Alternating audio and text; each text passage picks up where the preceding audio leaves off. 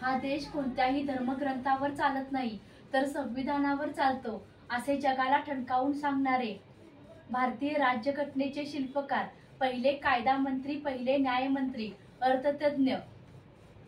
Padma Bhushan, विश्वरत्न doctor Babasaheb Ambedkar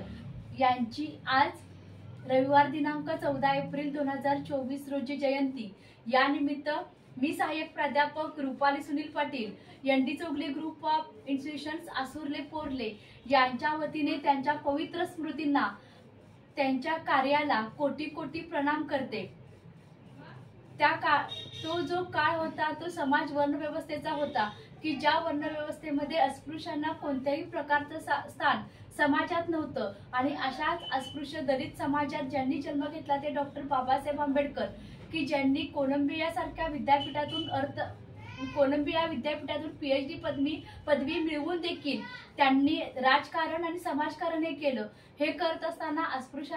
अस्पृश्यांना मिळणारी वागणूक ही माणुसकीची नव्हती, तर या पृथ्वीतलावर मानवता हाच एक धर्म आहे आणि अस्पृश्य लोकांच्या बाबतीत किंवा त्यांच्या विरोधात जो समाज होता, या समाजाला संघर्ष करायचा असेल तर या लोकांच्या मध्ये समाज प्रबोधन करणं गरजेचं आहे। यासाठी त्यांनी मूकनायक, बहिष्कृत भारत अशासारखी पाक्षिक मासिकं काढलीत की ज्यातून समाज प्रबोधन झालं आणि हे समाज प्रबोधन होत असताना डॉक्टर बाबासाहेब आंबेडकर यांना विविध प्रकारचा संघर्ष सहन करावा लागला। ज्यांनी तो संघर्ष सहन केला, ज्यांनी संघर्षातून एक मूर्तिमंत उदाहरण पुढे ठेवलं ते म्हणजे की आजच्या या संविधानामध्ये आपल्या अस्पृश्यांना किंवा सगळ्या आरक्षण हे मिळालेलं आहे आणि हे आरक्षण मिळत असताना दलित समाजाला देखील त्याचं स्थान हे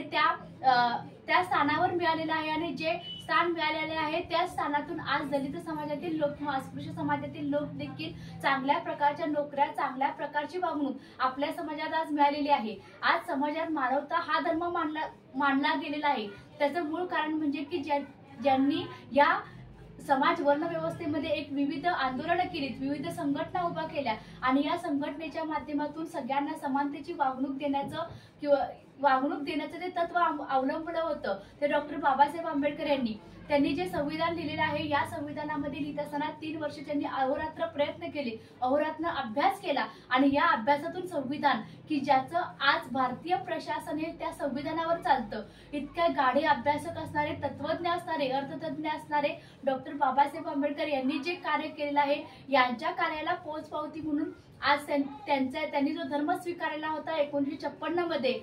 6 डिसेंबर 1956 त्यांनी जो धर्म स्वीकारला तो बौद्ध धर्म होता। याचे अनुयायी आज देखील जगभरात आहेत की ज्यांनी मानवतेसारखा धर्म किंवा मानवता हा धर्म आहे ह्याची शिकवणूक आज देखील आपल्या जगाला दिली जाते। अशा सर्व समाज वर्ण व्यवस्थेपासून ते प्रशासनापर्यंत ज्यांनी अभ्यास केला, ज्यांनी एक आदर्श आपल्या भारताला घालून दिलेला आहे, अशा डॉक्टर बाबासाहेब आंबेडकर यांच्या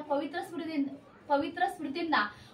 पुनश्च एकदा मी ND Chougule group of institutions Asurle Porle यांच्या वतीने विनम्र अभिवादन करते आणि थांबते। जय हिंद, जय महाराष्ट्र।